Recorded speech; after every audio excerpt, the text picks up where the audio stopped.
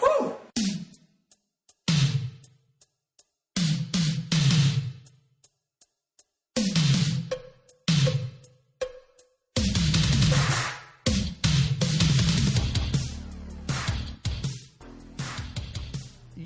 You know I'm going to be distracted by this. I know. So that's why I'm concerned if and it I know is that's something. why you're a little, I can tell you're a little nervous to actually start this, because I'm going to be constantly looking at my levels, just like I'm looking at a fly or a bug in a beer at our recording thing. Yeah, and not wanting to sip it. Yeah. Sipping it anyway. But see, what'd you do with that beer? Didn't you finish it? Didn't you finish that beer? Oh, I drank that bug. So question. what do you say? You just blow it out. Mm-hmm. You just get your levels. You just know that for this recording you're going to have some out of whack levels. Mm-hmm. You're okay with it because it's John Candy. You got to live loud when you're talking about John Candy, right? You got to be big. You got to go for the gusto, right? All right, let's do this because the patrons, the people that have been listening to this for like 5 minutes, are like, what? What's happening? I know, it's almost like we're having an undercover conversation. I thought they were going to talk about an 80s movie. Nope, right. We're just going to be real elusive about our technical problems. And we're going to tap dance around the fact that we haven't started any real podcasting yet. All right, this is not real. This is the furthest thing from real. All right. So let's talk about this because you guys are our patrons. This is a new bonus episode. That's right. And just, again, I know this is going out to a limited audience, but if you know anyone else that listens and would like to Patreon, just tell them to go there because we are close to our stretch goal. What? And our stretch goal gives patrons more episodes. It doesn't benefit the regular listener. No. It benefits you. Mm-hmm. What do we do? One of these every 3 months right now, right? Yeah. Yeah. All right. If we hit our stretch goal, seasonal. I'd say we're every seasonal. Other. It's seasonal right now. Yes. Yeah. Yeah. But we hit our stretch goal, and then we are bi-monthly. Wow. That's a lot. As we are bi-weekly. That's a lot. Yeah. We become very, I think it's something to shoot for. I mean, can we Patreon ourselves? I guess that's a weird thing to do. Because I want to hit that mark. So to be honest, I honestly think you can. But it's counterproductive because Patreon takes a percentage, so it's not like we're just giving our money back to ourselves. We're losing money in that game. Oh, I see. I see. I mean, it might be like 5 cents on the dollar. I'm not sure, but I don't think it's worth it to get. If we want to just say we reached our stretch goal, I think we can. Okay, fair enough.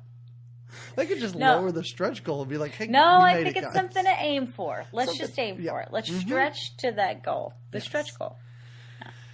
And with episodes like this, I mean... You're going to want to recommend it to a friend. Yeah, come on. You're like, you get to hear all about the fact that they don't know how to use GarageBand.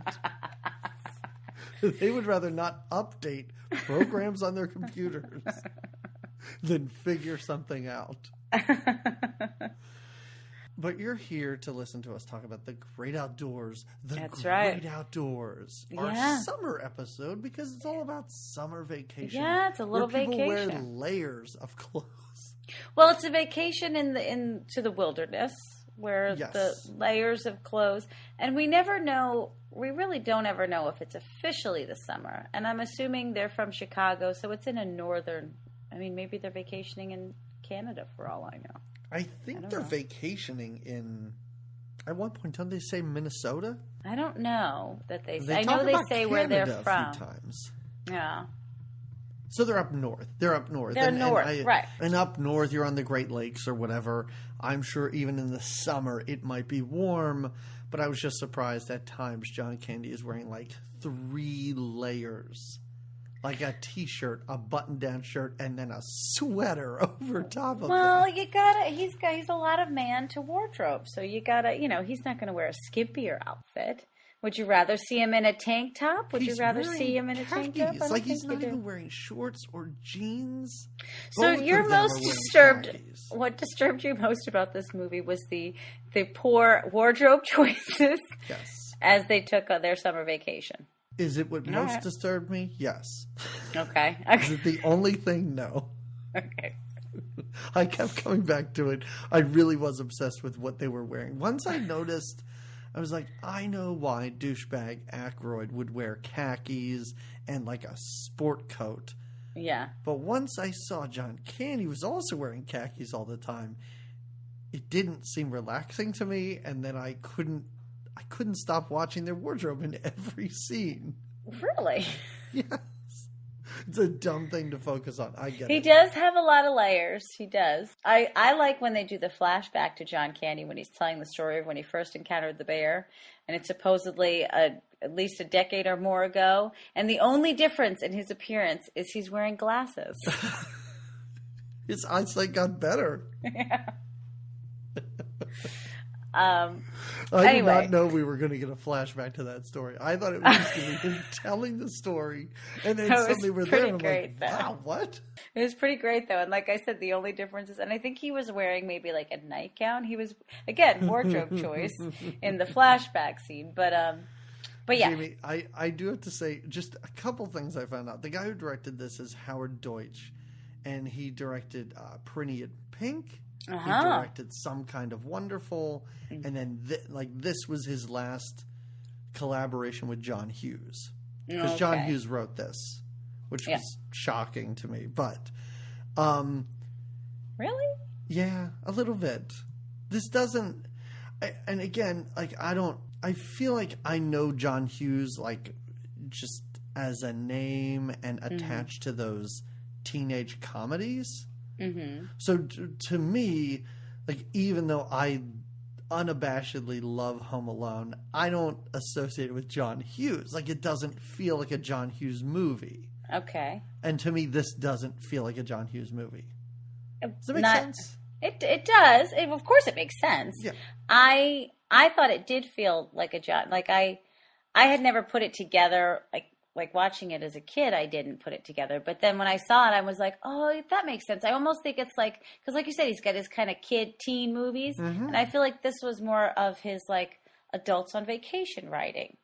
I don't know. I felt Hughesy. I felt Hughesy in it. All right. I wouldn't say overwhelmingly so, but like I said, when I was reminded that it was a Hughes film, I was like, oh yeah. I always feel like if there's no Ringwald or Anthony Michael Hall, it Then does it's not not- feel like a yeah. John Hughes movie. Yeah. And this movie, less than 3 weeks to shoot. They just did They it got all. her done. They got her done. They got it done. I mean, it all takes place in that cabin for the most part. Yeah, yeah. A little bit around the town or the cabin area. Yeah. That's what I didn't. I mean, a lot of this you could tell was shot on like a soundstage, because when they're right outside the cabin, everything's echoing. Yeah. But then they must have shot on location somewhere. I mean, there is a town, Yeah. and they're there. Yeah, they're there.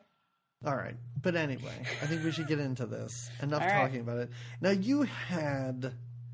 knew you were excited about this. I So kind of you have was. seen Yeah. this movie Yeah.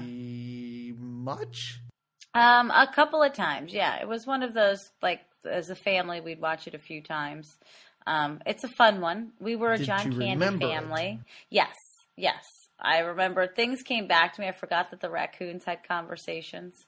I remembered Oh my! I remembered the bear having the bald butt. I remembered, the personalities, kind of.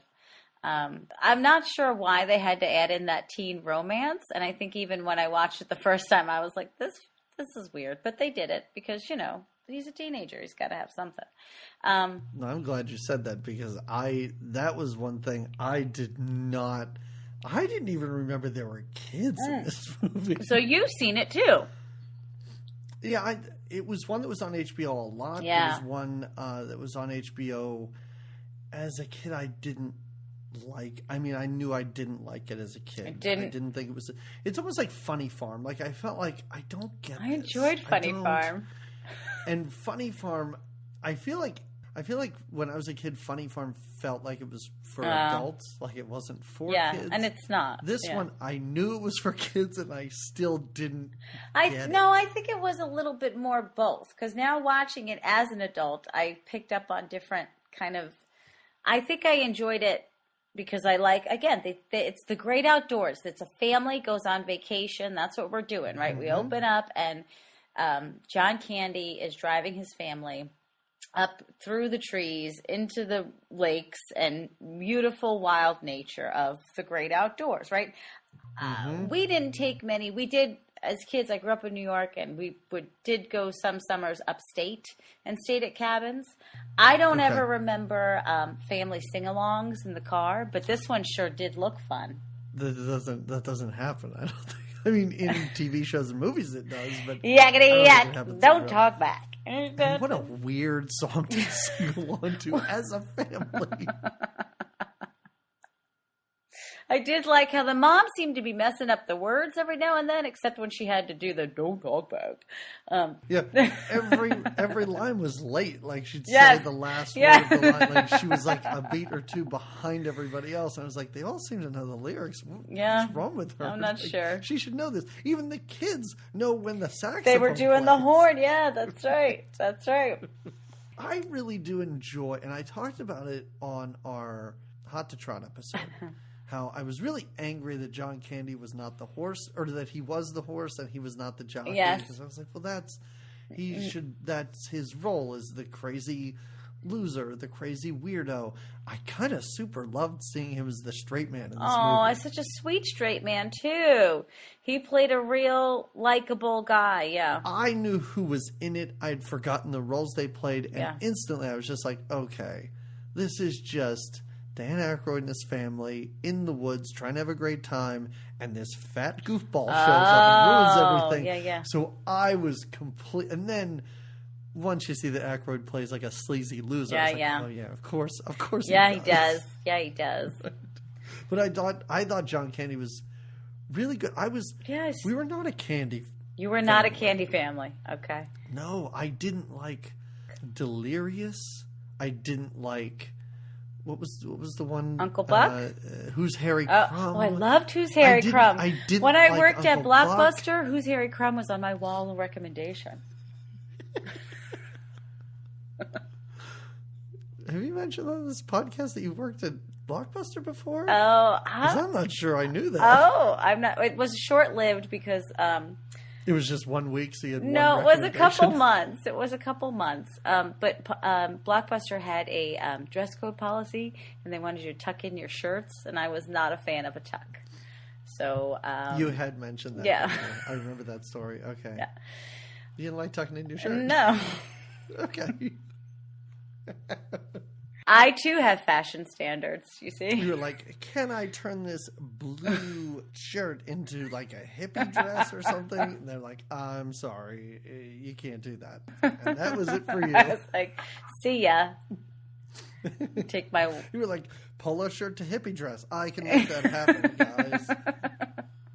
Wasn't as easy as I thought it would be, and like I said, they had strict policies. But okay, so you weren't a John Candy family, and so this movie wasn't a popular one in your home growing up. No. Like I said, it was on HBO, and I hadn't seen it since it was on HBO. Did your family? I know y'all used to drive to Pittsburgh for vacations, but did you ever go on like cabin-y family vacays together like Never. this? Nope. It was only the beach. That was it. That's all I've Oh, ever done. I see. All right. Okay. And you didn't sing. I always wanted to do this. Though. Yeah, doesn't it look like fun? Yes, it looks like fun. I mean, not the leeches. The leeches look dangerous. I mean, not most of what they do looks. Well, the people around them seem to be having a good time. You see like the people in the background. So they go to the cabin they rent is huge. I guess like now you'd maybe say it was this gorgeous like Airbnb or something, right? It's not like a cabin, like a tiny little. Like when we went up to the like I said, we used to vacation upstate. And we had it was like a shack. It was a cabin. Mm-hmm. And this is like a lodge, basically, that they're staying in. Right. But they have their own. They do have to check in. They get Candy and his family. Their names are. Go ahead. When we were younger, my parents used to take us to Lake Erie because it was close to Pittsburgh and tell us it was the ocean. And we believed them. And you're right. We stayed in like these tiny cabins that were like 2 rooms, maybe 3. Mm-hmm. And I love how big this cabin is because they went on vacation. Their plan is to go on vacation, and then, of course, Dan Aykroyd and his family just pop in. and we'll get there in a second. But With a video camera, yeah. I was like, they rented this enormous cabin just for them? Because even when Dan Aykroyd and his wife show up, they have their own room. Yeah, the their kids, daughters have their their own weird rooms. daughters, They yeah. they have this huge cabin with just these big empty rooms. Yeah. But he keeps saying things like, this is the family's cabin or something? Yeah, so Right? I think you're But right. So you're who right. left that trash there when they... Well, I guess it's the family cabin that they're renting out? Are they getting money? it looked like the cabin, like, because again, they drive up and they do have to check in, right? They walk into like a lodge where it looks like there's maybe like a little restaurant or table or like waiting area. And he's, A couple saucy jokes in this movie. The first being, I love how there's a horn that says, for prompt service, blow me. oh yeah. But it's, what kind of horn is that? Because it's like a, Yeah, I don't know. I'm going to say a horn that tiny Vikings would blow because it's a tiny Yeah, horn. yeah. But But it's one of those, yeah. Curved, yeah. so when he blows it. It's a horn, like a horn on an animal. Right, exactly. Yeah, it's Yeah. not like a, it's like a, There, that clarifies. I'll do it again. Everybody listening is like, oh, yeah, I get it now.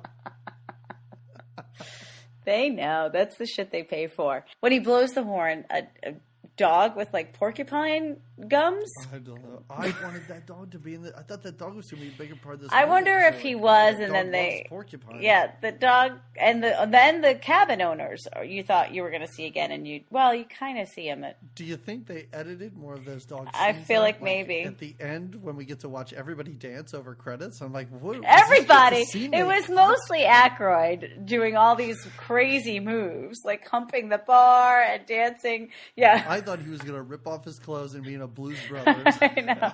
He was enjoying himself. He was enjoying himself. And I think that maybe that happened, like you said, it was over 3 weeks. Maybe that actually just happened at the wrap party and they were just like, we're Yeah. going to keep this in. I mean, this is one of those movies that for whatever you think of this movie, you just watch it and you're like, I'll bet they had a lot of fun. on Yeah, it. yeah, that's yeah. all I kept thinking is, I don't know if they're into it or not, but this must have been a blast to work Yeah. on. Yeah. And like you said, I think too, because Candy's character is such a nice, likable character. I think he brings a good energy to it. I'll say that. He seems most like what I would imagine John Candy to be as a human being in this movie, as opposed to other things I've seen him in. Maybe I'm reading too much into it. You read away. I felt bad when Dan Aykroyd was like, "Hey, all of us will be dead of heart attacks, and you'll still be alive." And I was like, "Oh, that's so sad." Oh, it's the opposite of that. I know. All right, PJC.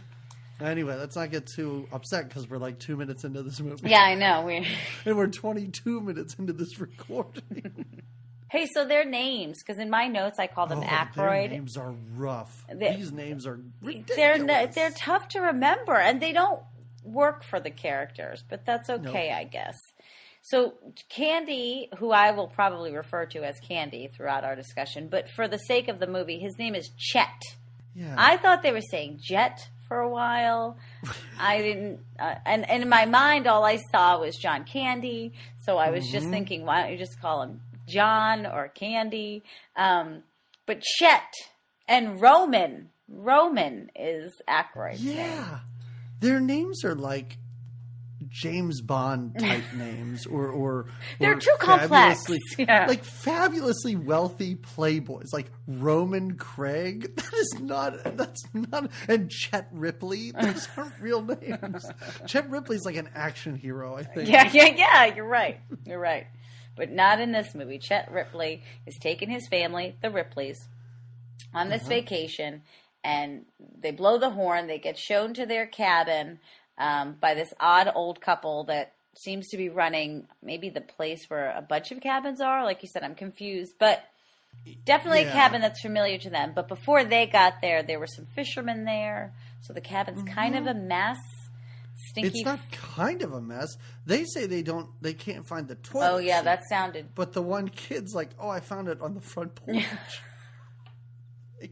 Yeah, but then the place it doesn't even look like a ramshackly mess.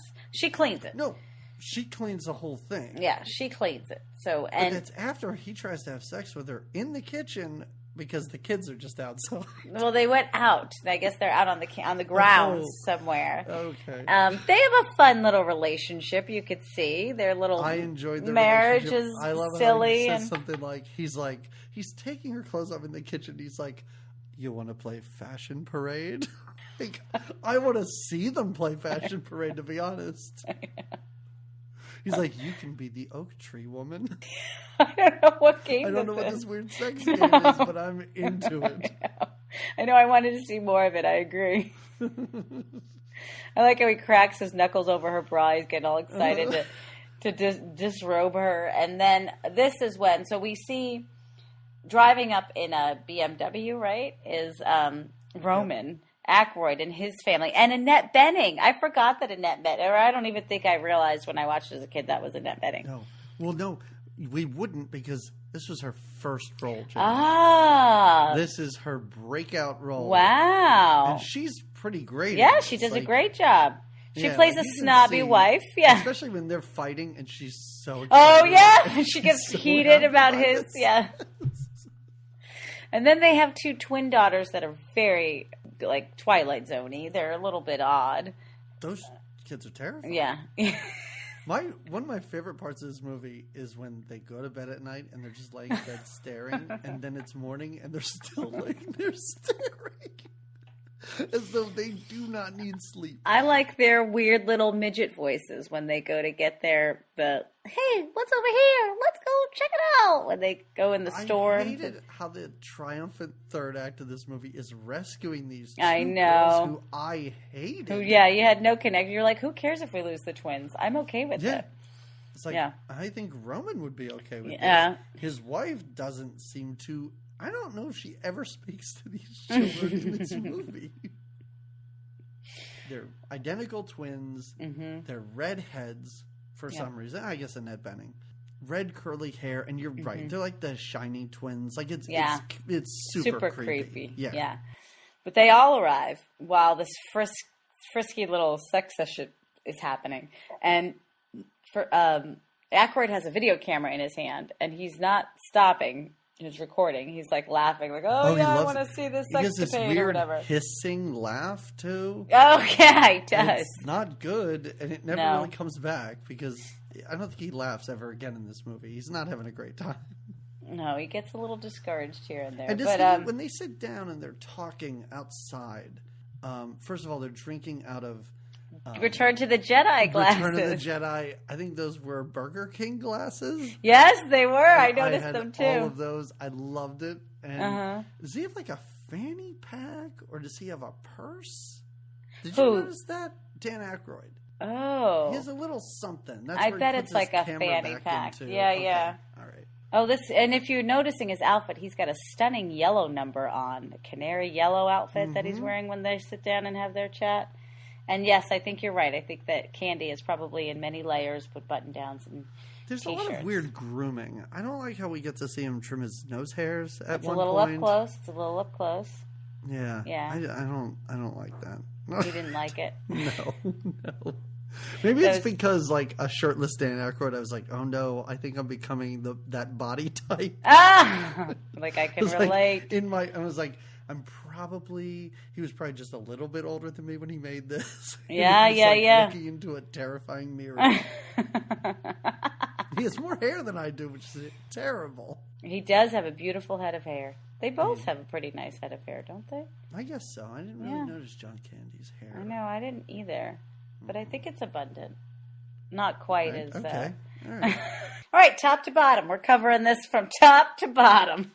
So that evening, their first evening there, John Candy decides to tell a scary story. I think they're all going to yes. sit down and play Monopoly or something. Well, they were... Oh, don't forget... Well, I guess it doesn't matter. No, Ben go Aykroyd. ahead. Nah.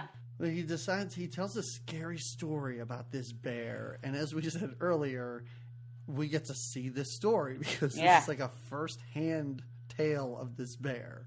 Yeah. So he and his wife had their honeymoon. Yeah. And this is where they went. Mm-hmm.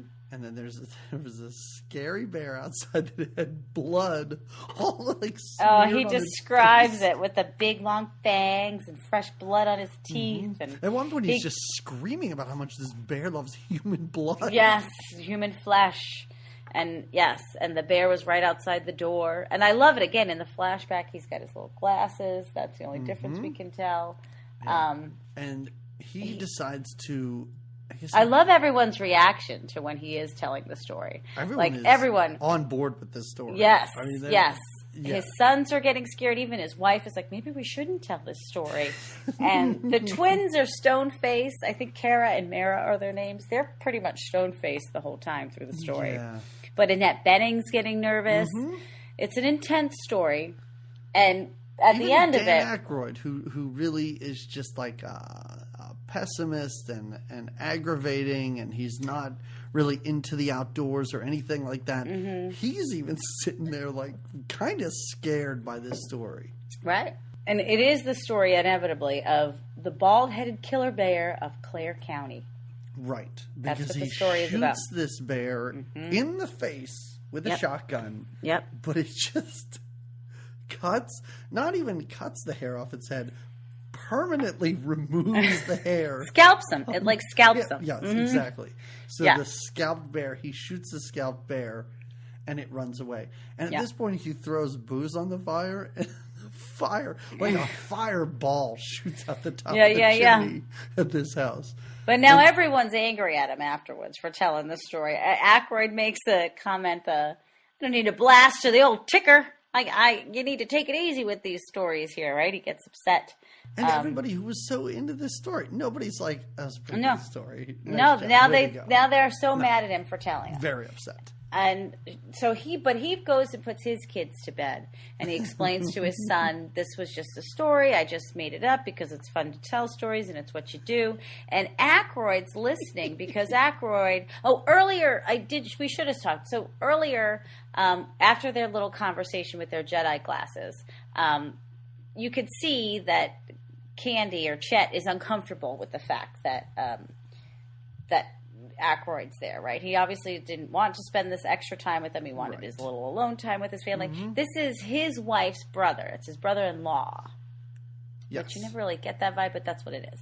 And so Candy's like, let's go throw some hot dogs on the fire. Those two are sisters? Yeah. No, I think that's her brother. I think Chet is Connie's brother. Oh, really? Connie being Candy's wife, I think. Because they didn't strike me as sisters. And he's always talking about, but maybe, family. I have no Even he says he overheard him telling his brother, I don't know. Yeah. The brother-in-law You're right. thing. The actual relationship is never fleshed out or explained. Whose brother this is. It's his brother-in-law, but by who? Like, how connect? But whatever. Aykroyd is money flesh. He says he's an investor of some kind. So Candy wants to throw hot dogs on the barbecue. No, Aykroyd's going to put lobster on. Candy wants to rent a pontoon boat for his kids tomorrow. Fun. And Aykroyd's like, no, we're going to get like a speedboat. We're going to get an expensive boat. Yes. So there's this struggle between them, and when Candy puts his kids to bed and is kind of sweet with them, Aykroyd has a very awkward conversation with his girls about a story somebody once told him about insane people escaping, and like he's not comforting at all. He's very Aykroyd is the real Dan Aykroyd is said to be on the spectrum, isn't he? Like on the autism spectrum. I think so. He's really, he super believes in aliens and stuff. I Well, don't know. I'm not saying that puts because he somebody on the comes spectrum. off like his personality in here is very like It's very strange. I did love it when he walks into his kid's room. He's like, "Hello, good evening, children. How's it going?" And then he's like, "You're going to sleep and think of nice things and Don't quiet, ever fluffy think of things." bad things. Yeah, Let's all just think of good things. Like, have you ever spoken to your children before? no, that's how. But he's kind of envious a little bit of Candy's rapport with his own children. Yeah. We soon meet the raccoons. After the bear story, we meet our crazy trash picking raccoons. And this is one I remembered from this movie. Mm-hmm. The moment you had said, "Let's do this," Do you remember the raccoons? oh, I thought, I think that's the movie with the talking raccoons. And then I remember the talking raccoons, the steak, and the bat. Yeah, I remember the But steak. that's all I remembered. Yeah, I remembered That's it. all of those. Yeah, Nothing else about this movie. great And memories. we will get into All this of those. kid and his romance. And We don't what? wow, I remembered that slightly, but it was just as useless then as it was now. Yep. No, you're Like right. we could have even focused a little more on the other kid and him learning how to do things. Like remember in What You mean About Fred Bob? Savage? How Bob was teaching. Yeah, little young Fred Savage. That kid is such a Fred Savage.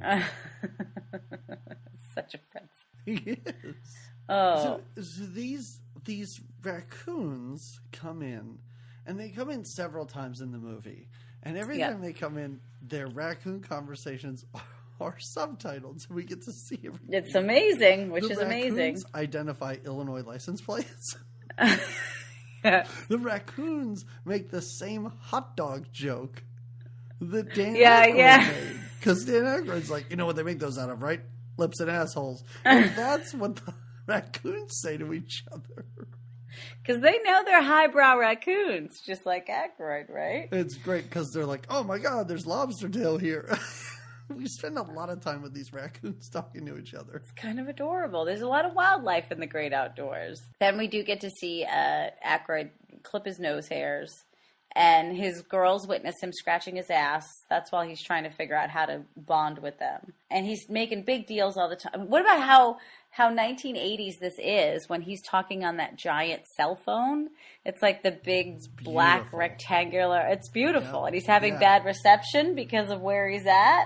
Yep. Wow. Anyway, the fun starts, or the plan starts right away. They go boating, right? The first things first, they're going to go on a boat. And They go on this speedboat, and it's crazy. Like, it is crazy. And I don't know anything about boats, so I assume that these big tubes are exhaust or whatever. But I don't know, maybe fire shoots out of them. I have no idea. But yeah, this boat's crazy. yeah. And John Candy is trying to teach little Fred Savage how to water ski. But apparently this is taking a long time, and Roman is really annoyed. Yeah, he And wants to everybody's just like, get well, going. he's just trying to show him. Right.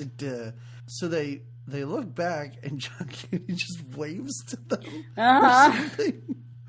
And they're like, oh, I guess he's ready Yeah, to go. it's him. He wants to do it. He doesn't want the kid to do it. It's his turn. So they go for it. And Candy is not ready. Candy was just trying to explain to little Fred Savage. So when you're in trouble, you drop the rope. That's what Right. you do. You drop the rope. So as soon as they take off on the boat, the kid's yelling, "Drop the rope, Dad!"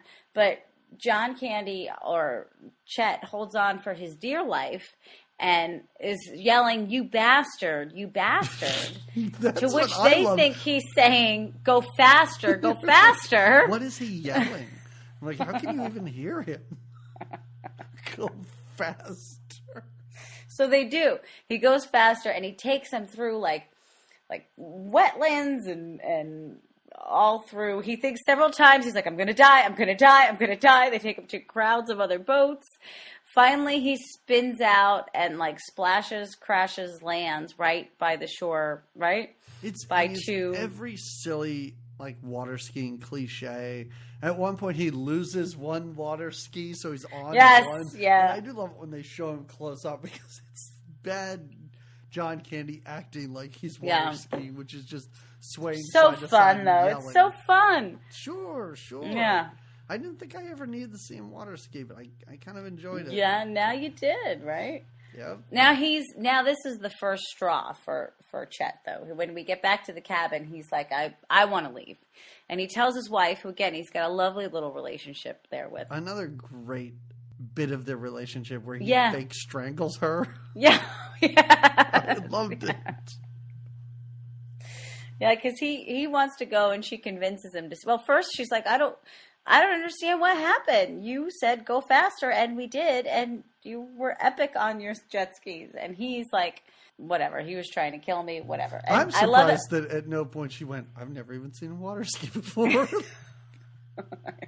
Suddenly he's great at this and wants to go faster. I didn't even think it was that good to begin with. That's And what you she know- should be saying in this boat. No, she's adorable.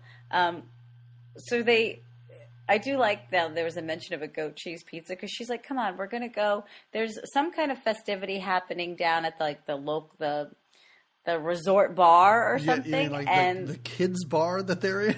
Yes. So they go down, they bring a bunch of food with them.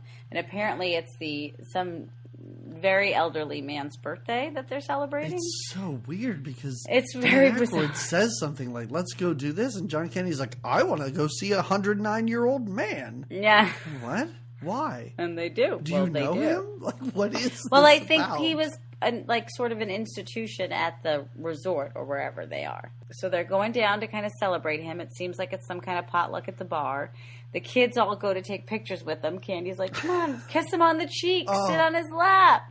And then you find out that this man died on the ride over, and for some reason he's still in a wheelchair propped up next to some balloons and presents. It was kind of skeevy when the guy who I guess brought this old man is like, no, don't let them kiss him. And John Candy's response is, what 109-year-old man doesn't want to get kissed on the cheek by a little girl? I'm like, what? No, that's... No, that makes no sense. That's not right. Yeah, that's not right at all. But they kiss a corpse, and then they are at this like weird all ages bar, like arcade. I think part of it. Well, I think it's like they're playing pool, but it looks like a bar. I mean, it's all neon beer signs and hazy / smoky interior, right? But the kids seem to be playing pool. Mm-hmm. That's when our oldest kid meets some girl by sticking a pool cue between her legs. Yeah, he meets a accident. local girl. Yeah. And John Candy walks up to the guy who I guess owns the place, and he goes, "What about this bear dump?" And I was like, "What? Oh, What's yeah. he talking about?" So He now goes, we got a good one. This is kind of random, and I didn't know you could do this. I thought so. They go to a think Jamie. Don't trust anything you say. Okay, I don't got think any of this is real. They go. John Candy drives the twins and his Fred Savage kid to like the dumpster, like a trash area, the dumpster area. There's signs everywhere. P.S. It says you do not feed the bears, but there's also a bunch of other cars there too, that are all there to watch the bears feed on the trash. Yes, it looks like a makeout point.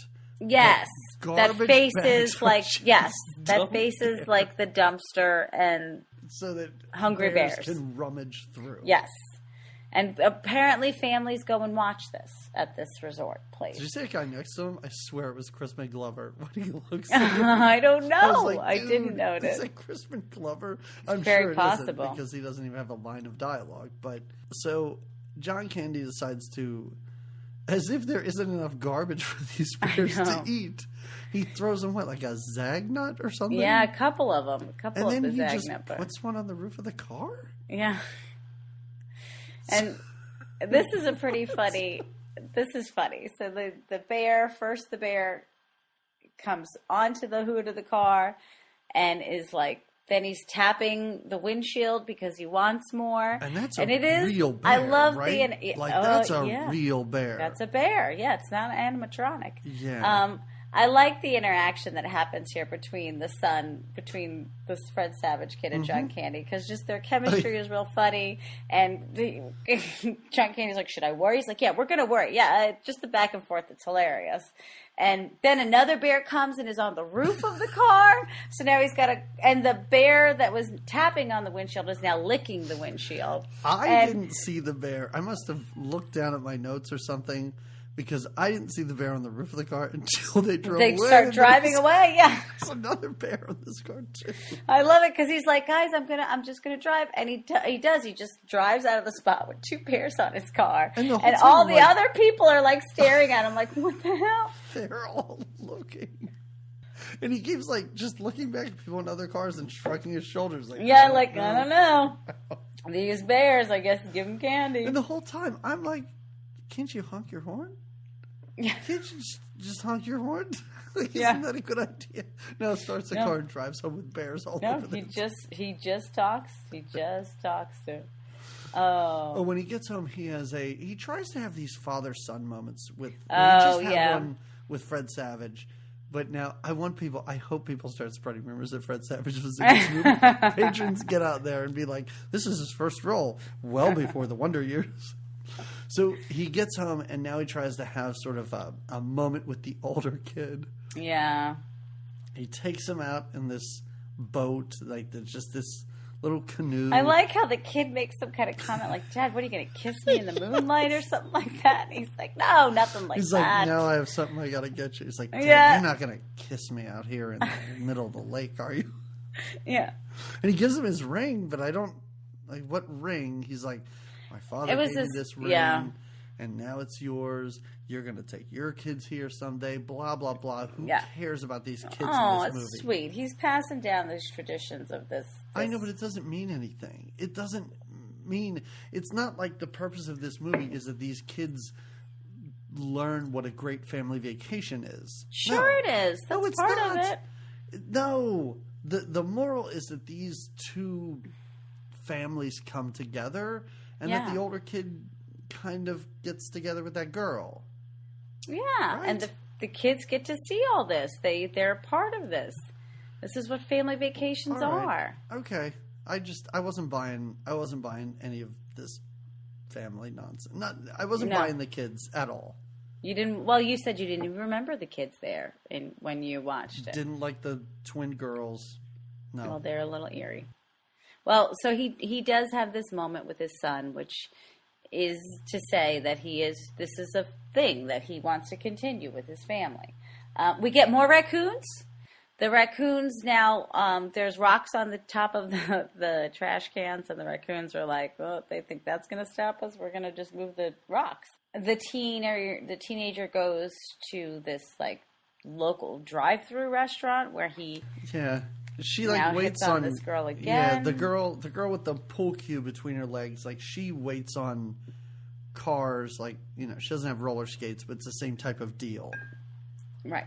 And she looks really familiar. I looked her up. Yeah, she I'm was not in sure a few what else movies. she was in. She looked a lot like Elizabeth Shue. Like she had such a she had a look about her. shoeish look. Yeah, she was in The Boy Who Could Fly. Did you ever watch that?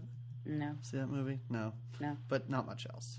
There's one person in this, when they go and they do the steak thing. Yeah. Oh, the waitress. I went down a rabbit hole with that waitress. Because I was like, who is this lady? I've seen her. Did you look at her filmography? I didn't. I mean, she was in every TV show from 1985 till now. Really? From That's why she's so familiar. Like from Fairy Tale Theater to Veep, and she was in Alf episodes and Sister Kate, Golden Girls, Seinfeld. Like she's a working actress. Yeah. I couldn't find exactly what I knew her from, but I'm like, she's probably just. I know her from everywhere. Right. Yeah. Yes. I don't not know her. Right. Yeah. Well, she was great. You wanted more of her too. You didn't get. I kind of did. I was like, oh, this must be like a legitimate. And then I looked, in IMDb, and she was listed pretty high. But I guess it's just because of the number of credits she has. Were you happy to see Candy with a horse? Yes, I was. I was, because it made me think of him riding a horse in Hot to Trot, which he didn't do. And he could have, because he's ridden this one. Exactly. Now, I don't know if Hot to Trot was made before this or after this. After this? This 89? was 88. Yeah, this was 88, right? 89? I feel like it was. Oh, my God. So they'd seen him on a horse. They knew he could do it and look okay. But he doesn't ride the horse for long. Yeah. The horse took like 3 steps and then he got off. The horse and him have a hard time. And I like when he goes, he tries to get the horse to move it, he does it, and then he goes, I don't know what he's about to do, but he goes to take a stick. Was he going to beat the horse? He's going to beat that horse. Because he goes to take a stick off the branch. He's like, I'm usually a nice guy. And then all of a sudden the horse just takes off. I don't want to. It sounded like some shitty father talking to his kid before he gives him a whipping or something. Yeah. I don't want to do this. And I'm like, oh my God, he's going to beat that horse. Well, the horse he doesn't get to because the horse takes off. Now, the whole family thankfully has the horseback riding adventure, and they're at the stable, and they're just waiting. They're not necessarily concerned.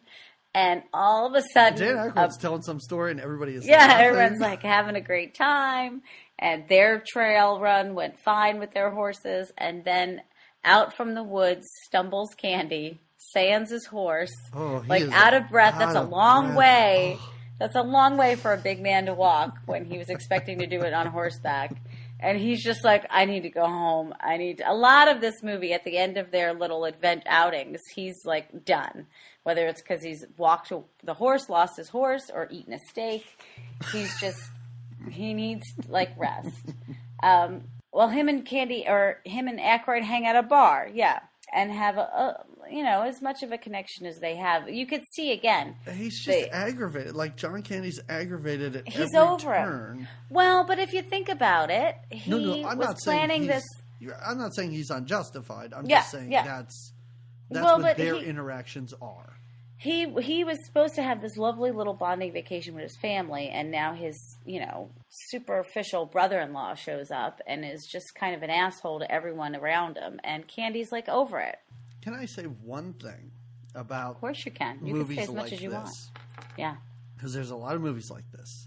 Mm-hmm. And as someone, and I think everyone who's listening, and you could probably relate to this. Like, Sure. this is a pretty terrible vacation in that nothing is going the way it's supposed to. But you know that if this was real, like years from now, they'd be talking about the time your idiot dad Sure. went water skiing on one water ski. Yeah, the yeah. time that the horse just left him. And this would be the greatest vacation It is. of And their yes. life. And nobody Yeah. can see it while it's happening. And I understand that Yeah. that's sort of what happens, but at no point does anybody go, this is kind of cool. Like, this is kind of great. Remember when we woke up with leeches? Like, I know it was just yesterday, but can you believe that? They'll get there. That's why I thought it was very Hughesy in its writing. It was like, yes, this is what would happen. Again, when you think about a family vacation, I mean, you're about to go to the beach with your family. There's tensions that arise. I mean, I don't know if it's as severe as Aykroyd versus Candy, but there's all this like mixy stuff happening. And and if it resulted in that kind of hilarity, it would make everything You would take great. a step And those back are the and laugh things about you it. would never forget. It wouldn't be Yeah. just that boring vacation where we went to a lake and we fished and maybe You went to the ocean. You didn't go to a lake. No, I'm trying to put myself in this movie. No. Oh, I see. I Yeah. see. Wait a minute. Hold on. That's not just a big lake with sand and waves that I go to. You're telling me that that's an ocean with sharks and everything? I'm not going back. All right. So they're at this bar. Oh, the Stutter and Skunk Man comes. This guy comes in Yeah. with a white stripe down the middle of his head. Uh-huh. And he is stuttering like Yeah. only a bad actor could stutter because Yeah, it yeah, doesn't yeah. sound realistic. The bartender, I do like how the bartender says something like, how many times have you been struck by lightning? And the guy's like, 666. And Dan Aykroyd's like, wow, 6 times. And he goes, 66. And I love Candy. It's like, whoa, that's a lot. You can't be struck by 66 times by lightning and live. And right in the head, in the same part of the Right. head. But that's how he knows a bad storm's coming. The bartender tells him, And this was another thing when I was watching this movie again. I was like, oh, yeah, this guy gets struck by lightning all the time. I totally remember this. And it really doesn't come to anything. Like, I thought he was a character. even when the storm, Yeah. the titular storm comes, In the movie The Storm. it's not like Marky the Skunk Mark Man goes out is on a boat. And they're never seen again. And I was like, wait, that was a true story? Because while I was watching the movie, I was like, they caught a shark and it bit this guy's hand off. And then at the end of that stormy movie, they all died. And I was like, oh, no, they just made up what happened on that boat. Was it based off a true story? Yeah. Yeah. Wow. Yeah, there were like fishermen that went out. Oh, wow. And Marky Mark was one of them. And he was like, hey, bro. Bro. The socks are He's playing, like, bro. my Calvin Klein's are really cool, bro. Calvin Klein's? Remember the time I beat up that Asian guy? I think I got in trouble for that, bro. Hey, your Marky Mark impersonation? It's pretty great, bro. Hey, we gotta watch the Pats today. Why is he so breathy? Is that your Boston Boston accent. Yeah, that's my Boston accent. Oh my god, I wish we were doing a 90s movies podcast so we could do more Marky Mark movies. Oh, I did it all day. Oh. Hey, you caught that shark, bro. That's pretty tough. I don't think I could do that. Oh my god. Oh my god. That was great, I'll y'all. have to bring that back for a real episode. A regular Please. episode at some point. Please. You were wildly entertained through that. I wish our listeners could see you waving your hands and wheeling yourself away as though it was either the greatest or worst thing you've ever heard. It's both. It's both. Oh, man. All right. Oh, okay. Only for our patrons does Marky Mark come to the great outdoors. Okay. Oh, that was great. He's so polite, I would imagine.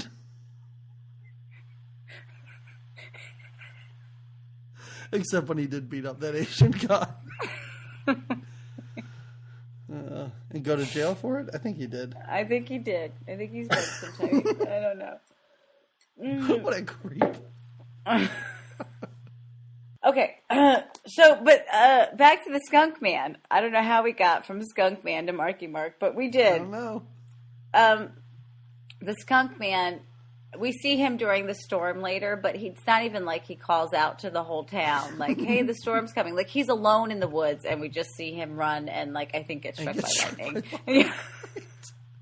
That's all. It's like a big, like, oh no, like he would run in with his hair standing He on could end have, or or he something. could have, like, ran into the twins, like, when they were running out into the woods, the dark, rainy woods. He could have, like, run into them, got, struck by lightning. They got freaked out and ran and even just further ran and fell toward. down Right. a hole. Right. Rather right. than let's walk in here. Let's and I just guess keep. fall down. Let's a go hole. fight. Their little creepy voices when they were looking at that hole. Don't like Oh, so while they're at the bar meeting Skunk Man, the ladies are also having a drink with the twins who are just there, Right. talking about how difficult marriage can be. And I love it. Annette Bening's character is like, it's just lonely being so wealthy. And Connie's clearly their middle class family, and she's just like, yeah, I can only imagine. And that's again when I was like, they're not sisters. The two No. men aren't brothers. He No, doesn't seem to be her brother. I think she that's what doesn't it seem is, to be though. his sister. Like, because he never says anything to Annette Bening about, well, remember, this is Dad's cabin or something No, like and that. he wouldn't. Annette Bening, I think, is married in. And I think it's Aykroyd is, like I said, I think it's Connie's brother. I think it's Candy's wife's brother. Because that's the only one that makes sense. Like you said, Candy and Benning aren't siblings. They don't have any kind of sibling-ish. And then at the end, in the weird dance scene that happens in the end, Aykroyd does do a lot of dancing with Connie, with He Candy's does. wife. It almost And- seemed like Connie was the only one up for dancing in that scene. Yeah, that's what I feel like happened. She's like, I'll do it. Because even Candy only does a couple shoulder I don't shrugs even know if and I head saw bobs. Annette Bening in that scene at all. I don't think she was. I think Yeah. she had rapped and she was over it. She was... Maybe this business is not for me. Yeah. She was wondering. The teenage guy... Their Who relationship cares? is so weird, which I Who get. cares? Because Yeah, it's weird and it's noteworthy only because she is a local. Well, in some ways, I get it. Like, again, you take a family vacation, and there is that. There's always the teenage boy or girl that'll go out and meet somebody, Sure. and then again, during those teenage years, 3-day romances, summer romances seem like they're a whole lot more than what they are. He even says to her at one point that he's never had a girlfriend. So I could see in some ways where it fit. And again, Right. if this is supposed to be a movie that appeals to the whole family, and you've got your teenager watching it, maybe this is what your 80s teenager is like, oh yeah, I relate to this little summer romance thing. But watching this movie, as you could have just taken all those scenes out and I would have been fine.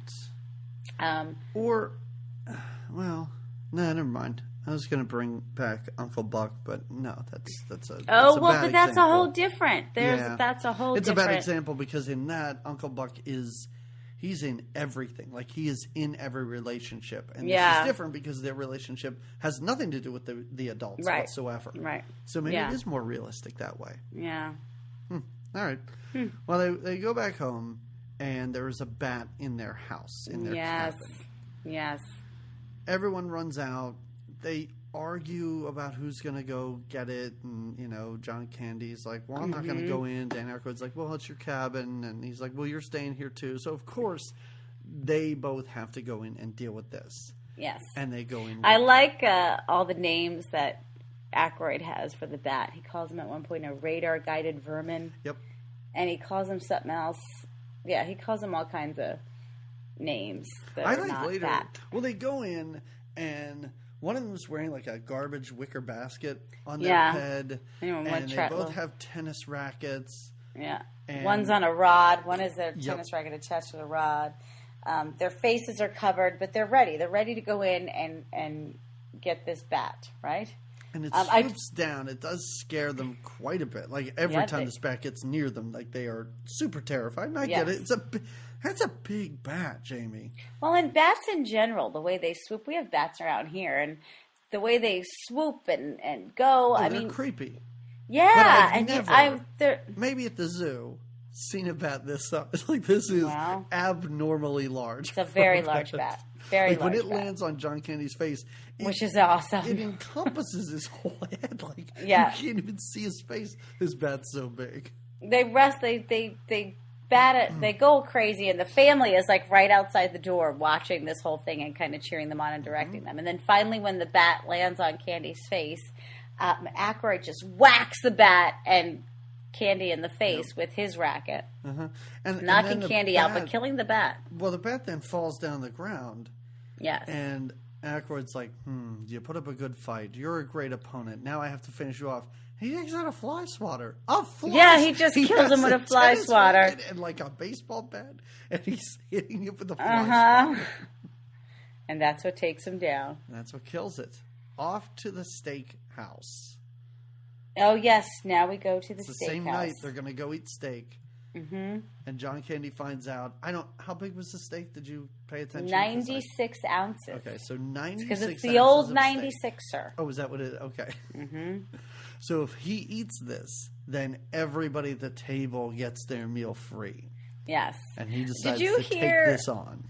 I don't know if you paid any attention to it. It's just very minor. But Connie orders her meal from the waitress first, and she in herself orders a lot of food, like it's a bucket of salad or something. Bucket of salad, and I like how John Candy's like, I'll split that with you, and she's like, yeah, that'll be helpful because it's like a bucket of salad. So that's probably I'll share that with you. Yeah, that'll help out. What's a bucket of? Because I really do picture just like a metal bucket full of salad. It seemed like that kind of establishment. It seemed like that kind of establishment. Certainly. Yeah, but so she orders, and then they're informed about this 96er, and if he can finish it, everyone eats for free, and it's huge. We go back into like the meat freezer where it's stored. They get it out. The cook, who looks like the butcher as well, watches him eat it, is standing, and so is the rest of the whole restaurant cheering him on. The restaurant is just sitting there. And he's got the meat sweats. Oh. He's like having a hard. His stomach's making gurgle noises. Aykroyd's there supporting him. Of course, he wants the free meal. Sure. He's even like, if I get him to have a dessert, can you throw in some ice cream for the kids or something? Was very bizarre. Well, I thought it was more bizarre. The meal's free. Just order the desserts. Wow, but that tells you what a slime ball he is. No. I meant if you order dessert, it would be free anyway. Be free. Yeah. Just be part of your meal. He does finish the meat part, and then it's like, woohoo, he's done. And the cook is like, no, there's still the fat, the grisly, gross. I can't even. I think that's unfair. I think that establishment can be taken to court over that because that does not seem fair at all. Terrible. But he does it. It's just like this giant strip of fat. Grisly fat. It's disgusting. But he eats it, and I was like, I'm very worried for John Candy's health. Like, he is a large man. His heart cannot take all that meat. And he does, but he does. And then he's like, he's like out of it. He's sweating and his eyes are at half mast and he's waving to people because the whole restaurant's cheering him on. He's got like a 96-ouncer hat on and a t-shirt Yeah, t-shirt. Mm-hmm. And they take him back home and the fucking raccoons got into the cabin now. Yeah, because they thought that was a good place to hide it, but the raccoons found it. And there's trash all over the floor when they get into the cabin. And I guess there were maggots in the trash. Aykroyd makes some comments about the it's like, there's a lot of maggots on that meat. It's in that meat. And all, bleh, yeah. he's done. John Candy pukes all over the place, I guess. Yep. But right after that, he rebounds pretty quickly. It doesn't really faze him. They are up before dawn to fish. They killed a bat and ate a 96-ounce steak. And now they're seizing the day. They go, all the boys, all the two dads, and then this, Fred Savage and the teenager. Yep. They go on a little boat to go fishing in the morning. They don't bring worms. They bring leeches to fish with. I've never heard of fishing with leeches. Me neither. Never heard of it. I'm not a big fisherman, but I don't think it's wise. I don't advise it. And I've never heard of people fish. I didn't think you could buy leeches. Like you could buy night crawlers and you could buy mealworms, but I never knew that there was leeches. This is a small town. I mean, I don't know. But I don't know. Maybe it's just to set up the leech joke. Like, I guess they're very tuckered out from the night before. Well, it was a long night, and they're up way early. Falls asleep in this all boat. of them are passed out, and when they wake up, there's leeches all over them. It's hilarious. But this is kind of it. Like, is it the leeches that pushes him over the edge? Because this is when they have their big blowout fight. This is our... Oh, they're fighting. Well, it starts with the fireplace. John Candy is trying to start a fire. Yes. And Aykroyd has his opinions on how to do the fire. And then... I'm so glad I watched this, though, because I was like, ooh, maybe Dan Aykroyd's right. Maybe that's a better way to make a fire. You're a pretty good fire maker, I know we were on vacation. My job was to go down and make a fire. But I kind of always did that alone. Nobody was ever judging me. So I was getting some ideas from this. Okay, you're like, oh, maybe twist it. You got to twist it first. Okay. Well, and you're right. This is the fight that they have. Annette Bening is like really excited by when she's watching it. She's like getting rubbed up because they go back and forth, right? And Aykroyd says some pretty mean things, I think, to Candy. Yeah, I don't know what anybody really says. I don't remember any of the insults or anything. Basically, their feelings are just coming out, and Candy says how he he didn't want to have this vacation. Basically, with it's this like guy. I don't remember anybody inviting you, and you know.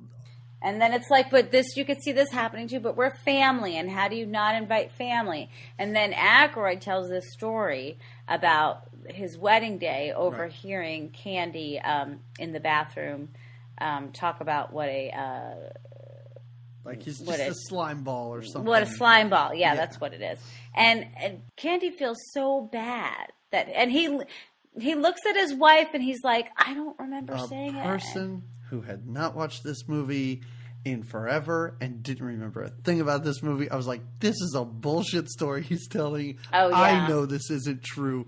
Come on, John Candy. He can't fool you that badly. Well, he fools him so badly. He makes up this story about what he's overheard on his wedding day, and then says, and the reason I came here was because I have this investment I wanted you to invest in. It's $25,000. And just like that, Candy looks at his wife. He's like, do we have that? She's like, no. He's like, well, I'll write you a check. Right. And he gets the check. He goes to the car to get his wife's checkbook. For some reason, they still leave, though, right? Because Aykroyd's family then gets in the car. Aykroyd's family gets in the car. Oh, yeah. Why and did they just leave? Yeah. They did. They still decide to leave, even with check in hand. Oh, because Aykroyd's still pretending to be pissed at this point. Like, and Candy still gives him the money. All right, you don't want us here. We get it. We get it. We're just going to go. And now while they're driving, Annette Bening is kind of going like, wow, that was really great of him to give you the money, and I'm really glad you guys talked it out. And it's going on, and suddenly Aykroyd feels guilty. So he turns the car around. I love the idea that Annette Bening is like, you're such a great guy. This is wonderful. And he's looking at that check. And then he just turns the car around. And I guess they drive all the way back in silence because Annette Bening doesn't know any of this when he fesses up. Yeah, that's and right. I just imagine her going, why are we going back? Why are we going back? Yeah. And he's not saying a word. He's just silent. Or he's like, just silent. Hold on. I'll explain it to everybody when we get back. Yeah. It's got to, I don't want to tell a story more than one time. Yeah. Okay. But like, we watch so many of these movies, and this is another bad cliche where there is tension, there is an Yeah. issue, a big problem, and it is resolved within 2 minutes of there being this blow-up fight. Yeah. Yeah, they head back. The storm is coming, right? Storm is coming. They go, Annette, and I don't even know her character's name. She's just Annette Bening. She's just Annette Bening. She's risen above that character. Yeah. Annette Bening and Dan Aykroyd go back into the cabin. They leave the girls in the car, and so the girls get out of the car. And Yes. that's when they decide to go on their adventure. And earlier, Get it. when they first got to the campground, we didn't mention this. When they first got to the campground, the girls were brought back to the house, or the campground, to the place. The girls were brought back to the house by the check-in guy, by the owner, manager guy. And he had said, these girls were hanging out down by the mining cave, and it's not a good place for the kids to be. You need to keep them away from that. Well, that's where the girls decide to go back to, because it's a storm. What's better time than now to go find this creepy cave, dumb girls? And it's coming down in buckets, but hey, why and not? the skunk man's been electrocuted, so they go. And in the meantime, Aykroyd goes back in, tells this story, is honest, and says how he's broke. He hasn't had investments in a while. What's his job now? He's not even an investor anymore. He's just getting people coffee. Oh, because he was working on the stock market, and now he's just a runner. So he's been demoted, and like you said, this is all news to Annette Bening. He never told her any of this. No, not at all. But he rips up the check. He doesn't want any part of it, and now they're kind of like, oh, wow. You could see Candy's not sure how he feels, but then they realize that the girls are gone. Right. Well, the power goes out. Yeah. They The realize power goes girls out. are gone. And I love how Dan Aykroyd is trying to light his lighter, and he's like, $110. It doesn't, what? Maybe you shouldn't have been spending $110 on the lighter. All right. And then Candy lights one is 79 cents. Yeah. I don't like the fact that the conclusion of this movie is saving these creepy twins, these creepy shining twins that I'm supposed to care about, saving them from a mine shaft. So is dynamite more dangerous when it's wet? Is that true? No, yeah, I didn't think so. He seems very concerned that it's wet because it's not even dynamite and it's wet. Well, okay, good. Wait, just take the boxes and push them in the water. That's what I would think. Or I was going to use them to climb up because he crawled. So they're stuck down in this you tunnel. Would stack the boxes. Yeah, to get up there. Well, Jamie, but they're not he was stuck afraid. in a tunnel. It's basically a slide that goes into a mine shaft. So Aykroyd and Candy eventually find the girls, and Candy's got to convince Aykroyd to go into the cave after them. Yeah. He's like, "Will you go?" And he's like, "No, they are your children. Go get them." It's I'm very claustrophobic. Yeah, go get them. He has to convince him that he loves his children. Yes. So he goes in and gets them, and in the meantime, Candy's gone back to get a rope to pull them up, some supplies that maybe they should have brought with them. Well, they didn't know where the girls were. Aykroyd does sort of bond with the girls. He puts them on his back. He crawls out of the cave with the girls, goes back to the cabin. Candy shows up to the cave with his rope, ready to rescue. And who does he pull out of the cave? Because it's adorable, P.S., to watch the bear grab the rope and hold on to it with this bald bear that I guess has been living in this cave. Grabs the rope, and John Candy pulls this bear. I don't know, 800 pounds. I don't know how much a bear weighs, but he's able to pull this bear out of this mine shaft. And then realize it's the bear. Goes for a brisk run, and then I do love when he's back at the cabin and he shuts the door, and he's like, "What does he say?" Against it. Big bear chased me. Big bear chased me. It's just bear chased me. And they're like, what? And then the bear comes in, knocks the door on top of Candy. They all freak out. The whole family's in disarray. I did vividly remember the bear jumping on the door that's on John Candy. As the bear is just bouncing on this door. Yeah. Aykroyd fights him for a little while. He's got some fights him with a fire poker or something. Yeah. But then... Luckily, we did when we first got here. We see this shotgun lamp. Yeah, that's there, and no way, Jamie. No way it's loaded. No way that works. It's ready. Lamp. I mean, it's not a working gun that they made. That they just slapped a lampshade on. Because you never know. You're in the great outdoors. You got to be ready. All right. Good point. Well, the resort owner, or whoever that guy is, comes first, and okay. it's Candy takes the gun out of his hands, though, and because Candy knows, he recognizes the bear. It's the bald Yes. man-eating bear, and he shoots him right in the tush. And you see his little butt cheeks and everything. It's kind of adorable. Weird looking because again, weird.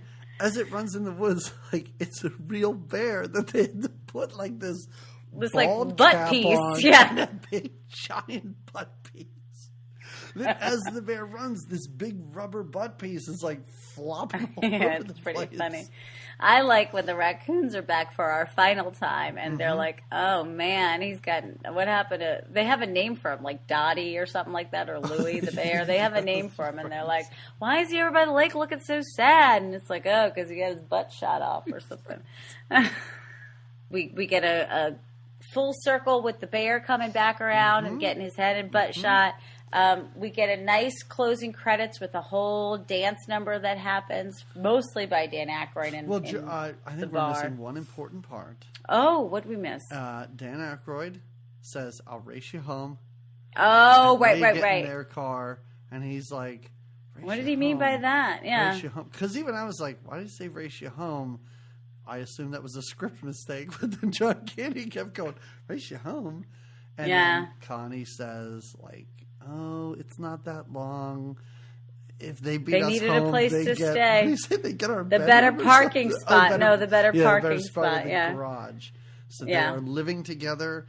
I don't know if this was a setup for a sequel that never happened, I don't know. but that is what's happening. And then he freaks out and he's like, let's go, let's go. First, he Yeah. and his son have like a cool father-son handshake, which I hadn't seen. till the Oh, end of the yeah, movie. they do. They do. He's got a nice relationship with his kids, and they're good kids, even for a teenager and a Fred Yeah, I'm Savage not saying lookalike. they're bad kids. I'm saying Yeah. I did not care about the kids in this movie, and you could No. have done this movie without kids. And been okay. But then it's not a family vacation. It's not a family movie. It's just two guys going to a cabin. Yeah, the dancing outtakes at the end of this movie, I didn't know if that was a scene that was cut or that was just like footage of just the wrap of this movie. It was awesome. It was awesome Yeah. footage is what it Yeah. was.